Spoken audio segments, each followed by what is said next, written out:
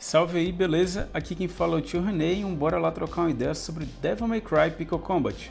Dessa vez vamos tratar sobre os bosses da semana, a gente vai vir com dicas ainda mais avançadas para amplificar ainda mais nossa performance nesse modo, tá? Então se você tem interesse de ir mais além nesse modo, fica até o fim que esse vídeo tem muito a agregar, fechou? Mas antes disso, se você é novo por aqui, considere a inscrição, seja mais um dos nossos, ajude esse canal a crescer e deixe o like para fortalecer o trabalho do tio. Lembrando que agora a gente tem a opção de membros aqui do canal, então se você deseja apoiar ainda mais o árduo trabalho daqui do tio, considere se tornar um membro também, beleza? Sem mais enrolas, bora nessa! Bom galera, esses são os 3 bosses da semana, a gente tem o Cerberus do elemento fogo, Beowulf do elemento elétrico e Nevan do elemento físico. Bom, a primeira dica que a gente precisa entender aqui é sobre as fraquezas dos bosses, né? Alguns bosses possuem mais de uma fraqueza, né? A gente tem a fraqueza primária dos bosses, né? Que é ao elemento, né? No caso aqui o Cerberus é o fogo, porém ele tem outra fraqueza aqui, né? Quando a gente quebra as suas 3 cabeças, né? Ele entra no estado de fraqueza, beleza? A Nevan, por exemplo, aqui ela só vai ter a fraqueza do elemento físico, né? Não tem outra fraqueza específica também. E aqui o Beowulf, no caso, ele já vai ter uma fraqueza diferente além do elemento elétrico, tá? A fraqueza dele aqui é de alvo, então esse boss aqui ele vai ter mais de uma mira ali para você trocar nele, né? A gente deve deixar a mira na cabeça dele, pois quando a gente bate na cabeça dele, a gente inflige 50% a mais de dano, fora que a gente tem uma eficiência de 100% a mais na quebra de escudo, né? Pois esse boss aqui vai ter escudo também. Então, a dica de ouro inicial para esse boss é a gente jogar de forma manual, né? Mira manual, vai lá nas opções do jogo, troca para mira manual, troca e deixa a mira na cabeça, beleza? Agora, antes de ir aqui para os bosses, a gente vai lá na sala de treinamento dar uma treinada. Então, bora lá em 3, 2, 1, let's go! Bom, aqui na sala de treinamento dos X-Men, né, gostaria de dar algumas palhinhas antes da gente ir ali para o quebra-pau com os bosses, tá? Então, bora lá! Existem buffs e debuffs aqui no jogo, lembrando que o buff fica aqui ao lado do personagem na barra de vida e o debuff vai ficar aqui embaixo no inimigo, tá? Existem buffs e debuffs que eles podem ser renovados ou não, tá? Então a gente precisa entender como funciona essa mecânicazinha de cada personagem que a gente vai estar utilizando a nossa composição de time ali, beleza? Por exemplo, aqui no Nomadic Lightning, esse debuff aqui, ele é um debuff do tipo que se renova. A gente vê ali que ele está se renovando a cada hit aqui da espadada. Tá vendo? E se eu jogar Styles aqui novamente, ele nem vai acabar, ele vai se renovar novamente, beleza?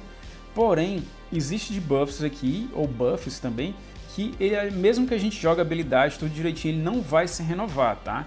Então aqui no caso, ó, do próprio Nomadic Lightning, eu vou entrar com o QT dele, subiu o debuff aqui da espadinha.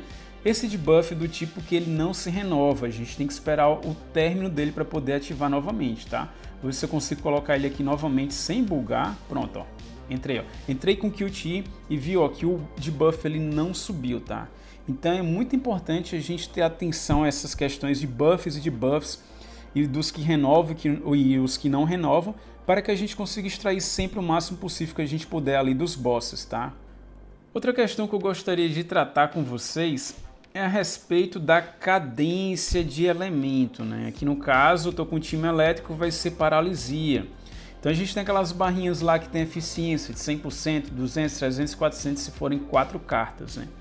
Então eu vou ter que cadenciar os meus golpes mais ou menos para que quando eu for fazer uma finalização, eu me atente à questão desse debuff aqui. Porque esse debuff ele é extremamente importante para amplificar o nosso dano ainda mais. E para saber a amplificação desse debuff, ele está correlacionado ao nível de runa dos nossos livros, tá? E lembrando, né, que os bosses eles vão possuir uma resistência muito superior aos inimigos comuns, né? Esse inimigo aqui possui uma baixa resistência, tá? Então num boss é bem diferente. Então a gente precisa entender aqui a questão da nossa cadência de golpes de acordo com o debuff ali, no meu caso aqui de paralisia, e ao mesmo tempo ter atenção aos debuffs vindos aqui do Nomadic Lightning e também dos buffs e debuffs oriundos aqui da nossa Lady também, beleza? É muita coisa para a gente prestar atenção. Imagino que no início ter atenção a isso tudo só a pessoa sendo bastante técnica e muito gênio, né? demora um pouquinho pra gente ir digerindo isso tudo, tá? Mas se você já domina bem a gameplay desses personagens, né, o próximo passo é você se atentar a essas questões desses buffs e debuffs, tá? Eu não sei se eles corrigiram isso recentemente, tá? Mas a respeito aqui do debuff de paralisia, a gente tinha que esperar ele terminar para a gente poder reativá-lo, né? Mas a gente vê aqui que ele está sendo reativado. Eu mesmo, quando joguei o boss, eu tinha que esperar ele ser terminado para poder reativá-lo, né? Mas aparentemente aqui parece que mudou. Ele está funcionando já como o debuff, por exemplo, de sangramento, né? Que a gente não precisava. Isso é um ponto positivo, tá? Então teste no de vocês também, né? Porque se estiver funcionando de forma constante agora, esses resets já vão ajudar muito. Beleza? Entender essa parte, agora vamos lá para o boss. Então bora lá começar aqui pelos Cerberus, tá? Essa gameplay aqui é basicamente a gameplay que eu utilizei da última vez que ele veio, né? Inclusive eu fiz um vídeo explicando sobre isso, né? Lá eu explico como a gente evitar que o Fist of Salvation fique preso ali nos seus bugs de QTE, né? Para isso, na hora de ativar o QTE dele, a gente basta sair dali da linha do boss, né? Se afastar para trás e depois fazer a troca, que daí ele acerta, né? Não erra nenhum dos QTEs, tá? Antes disso, a cada partida eu acho que eu perdia 5 a 6 a 7 QTEs mais ou menos, né? Então esse é o grande segredo. Então aqui no caso eu fico fazendo o foco apenas nele, né? Em questão de QTE. Vou fazer o QTE dele 2 vezes mais ou menos por ciclo. Sempre que cabível eu faço uso do ultimate dele. Eu só não faço uso do ult dele quando é para se trocar para o Nera, né? E eu seguro e deixo voltar para ele aí eu faço, tá? Para eu poder fazer essa gameplay desse jeito aí, né? Eu tenho que estar apenas com 100% de eficiência no Fist of Salvation, né? Foi o que eu achei mais interessante. Para Lady seria interessante 200 pelo menos, né? Mas se for 300 ou 400 funciona melhor ainda, né? E para o nosso Nero também, né? 400 seria o ideal de eficiência em queimadura, tá? Como o meu Nero ainda é Rank S, né? Eu senti essa gameplay aí mais efetiva do que a gameplay que eu ficava fazendo ciclagens voltando para ele, né? Se você já tiver um Nero aí um pouco mais forte, aí de repente essa gameplay aqui não é muito interessante, mas se seu Nero for mais fraco, de repente pode ser interessante você estar experimentando aqui essa gameplay de troca, tá?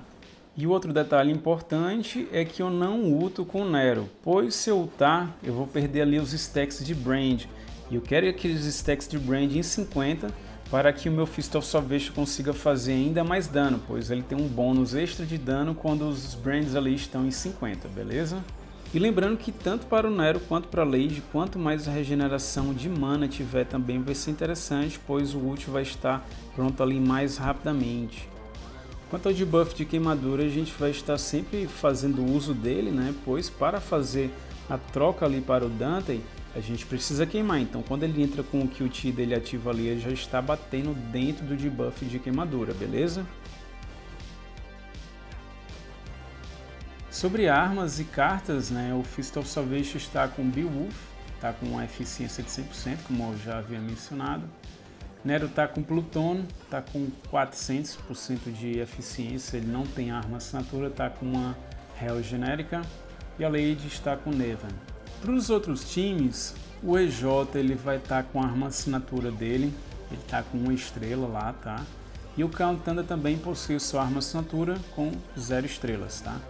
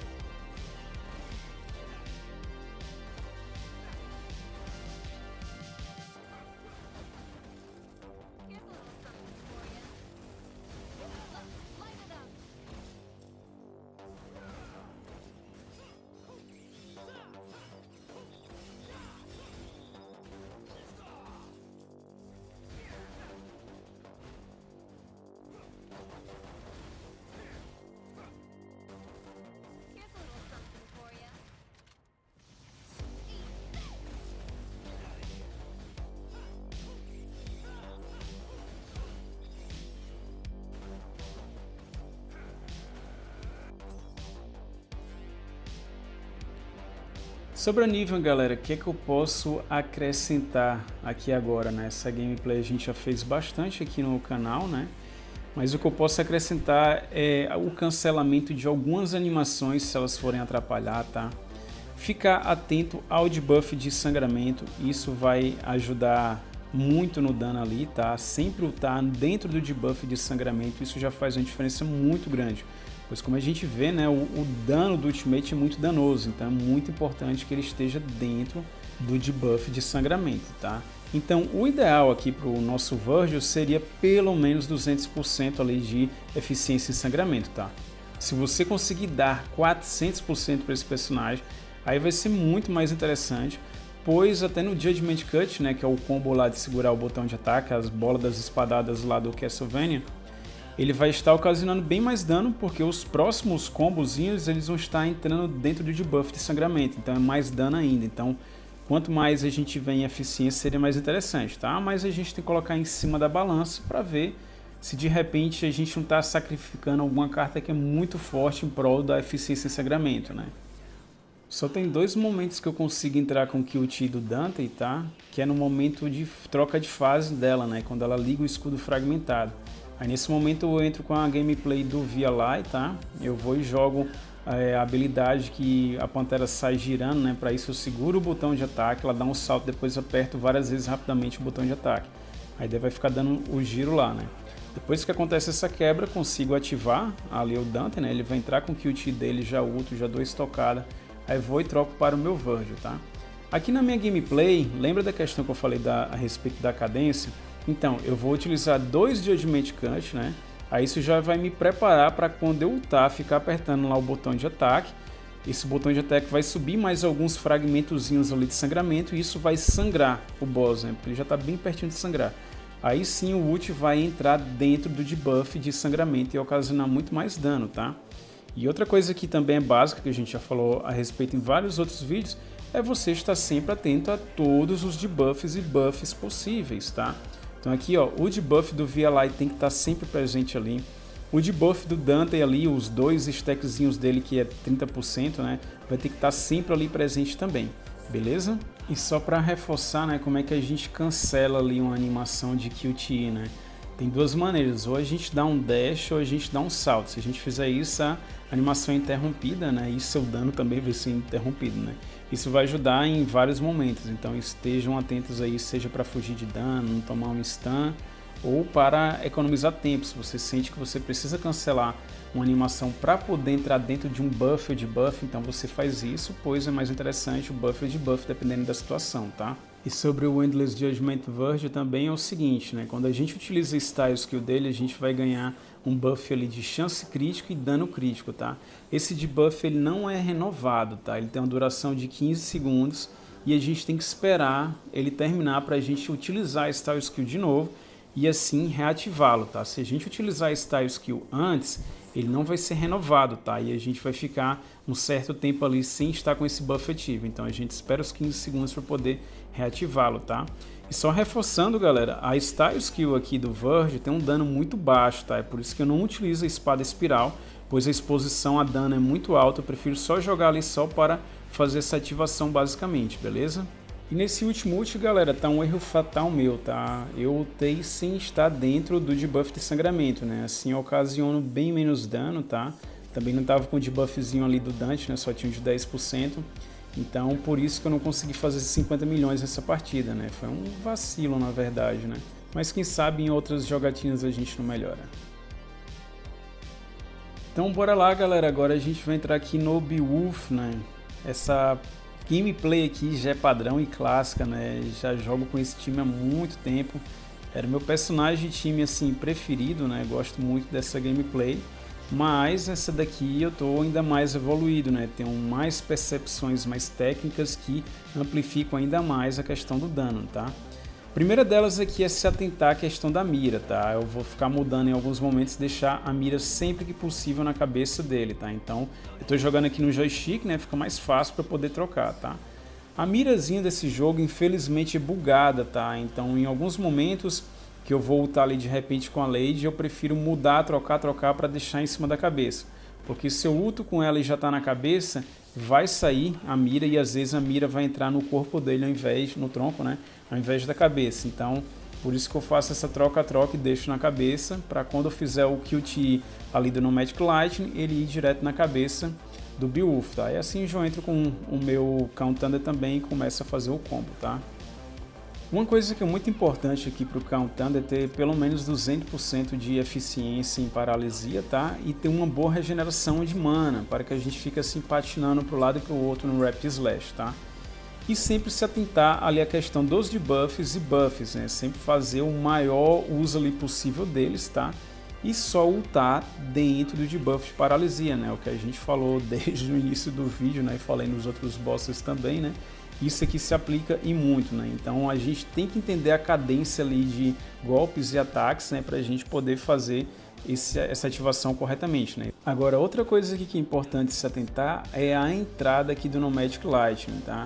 Eu só coloco o Nomadic Lightning no momento certo, que ele vai estar entrando ali com o seu debuff de QTE, tá? Porque só lembrando, esse debuff ele não é renovado, tá? A gente tem que esperar ele terminar para a gente poder acioná-lo novamente. Se você chama ele antes dele ser terminado ali, renovado, ele vai entrar e não vai subir esse debuff, tá? E esse debuff ele faz uma diferença muito grande, porque são 27% a mais de amplificação de dano. Então, vocês precisam ter atenção a isso também, beleza? Agora, bora falar de uma questão de bug, tá? A Lady, ela costuma bugar muito na questão da cura, tá? Às vezes a cura dela não funciona. E não importa quantas vezes você for jogar depois, não vai voltar a funcionar, tá? Eu digo isso porque eu passei quase 1 hora jogando, e eu fiquei, poxa, eu tô morrendo, o que que tá acontecendo, Era a cura da Lady que não estava funcionando, tá? Eu falo, não, mas nessa partida vai funcionar. E por mais que eu tentasse, né, começar a nova partida, isso não funcionava. Só encontrei uma maneira que soluciona isso, né, que é você reiniciar o jogo. Quando você reinicia o jogo, eu entendo que deve acontecer alguma questão de limpar cache, alguma coisa assim, que vai fazer com que ela volte a funcionar, tá? Então, se você está enfrentando algum bugzinho ali, que está muito constante, né, e você já teve atenção a isso, reinicia o jogo ali e volta que vai tender a funcionar, que nem aconteceu comigo. Aí depois que eu voltei, ficou fácil demais. Eu fiz uma partida lá, acho que com 69, depois outra que deu 72 e essa daí que foi a finalização. Beleza?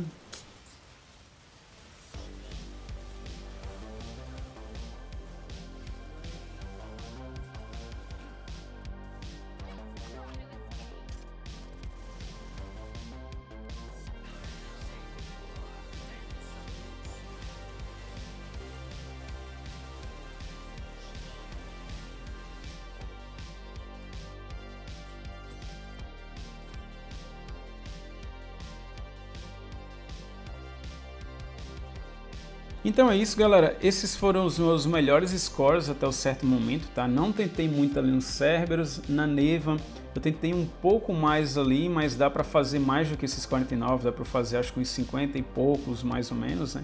E no Cerberus uns 20 e poucos também, tá? No Beowulf não tem mais o que fazer, né? Pois a gente já chegou no limite. E é isso, beleza?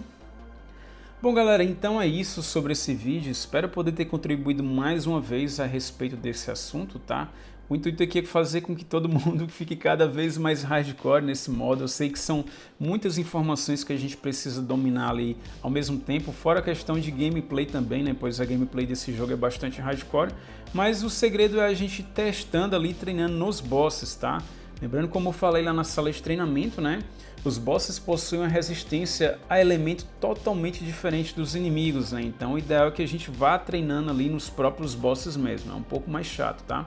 Então é isso, eu agradeço mais uma vez sua audiência e sua participação. Se você é novo, mais uma vez, considere a inscrição, seja mais um dos nossos, ajude esse canal a crescer. Deixem um like, galera. Peço encarecidamente que deixem um like, pois a quantidade de likes é bem mais baixa do que a quantidade de views. Então bora ajudar na questão do like para que isso melhore o engajamento dos vídeos aqui do tio também e melhore também no alcance desse jogo aqui para novos players também, beleza?